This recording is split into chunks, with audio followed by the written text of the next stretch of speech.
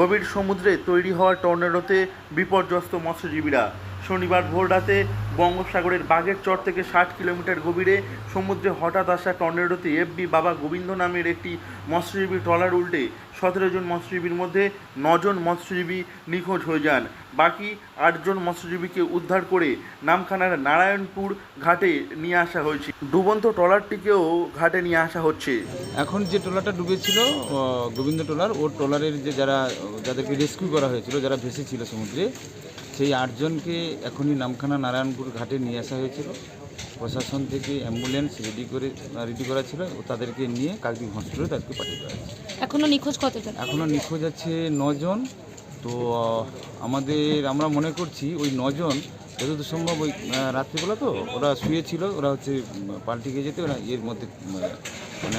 খবর পেয়ে ঘটনাস্থলে পৌঁছায় মথুরাপুরের সাংসদ বাপি হালদার, সুন্দরবন পুলিশ জেলার পুলিশ সুপার কোটেশ্বর রাও, কাকদ্বীপের এসডিপিও প্রসেনজিৎ ব্যানার্জি সহ প্রশাসনিক আধিকারিকরা।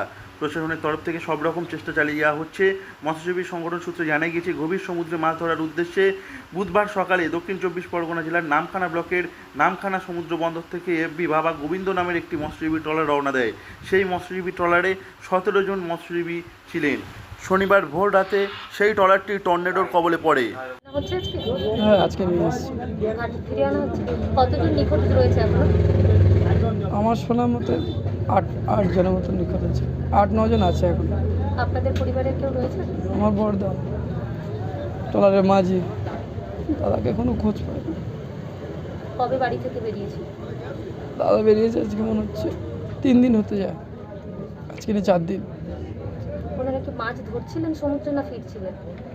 সঠিক বলতে পারছি না। ভোর রাতে টর্নেডোতে একটি মৎস্যজীবী ট্রলার উল্টে কেবিনের মধ্যে থাকা মাঝি সহ 9 জন মৎস্যজীবী নিখোঁজ হয়ে যান।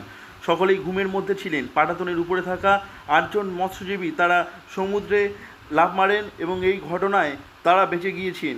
তাদের নামখানা নারায়ণপুর ঘাটে নিয়ে আসা হয়েছে। স্বাস্থ্য পরীক্ষার জন্য কাকদ্বীপ সুপার স্পেশালিটি হাসপাতালে পাঠানো হয়েছে। সকলেই সুস্থ রয়েছেন বলে জানা গিয়েছে। 5টি মৎস্যজীবী ট্রলার ইতিমধ্যে ঘটনাস্থলে পৌঁছেছে। ডুবন্ত ট্রলারটিকে টেনে নামখানার নারায়ণপুর ঘাটে নিয়ে আসার চেষ্টা করা হচ্ছে। এ ব্যাপারে মথুরাপুরের সাংসদ বাপি হালদার জানিয়েছেন, ঘুমের মধ্যে থাকা অবস্থায় এই ধরনের ঘটনা ঘটেছে। ঘটনাটি অত্যন্ত বেদনাদায়ক। প্রশাসন তাদের পাশে রয়েছে। দক্ষিণ 24 পরগনা থেকে নবাব মল্লিকের রিপোর্ট, লোকাল 18 বাংলা।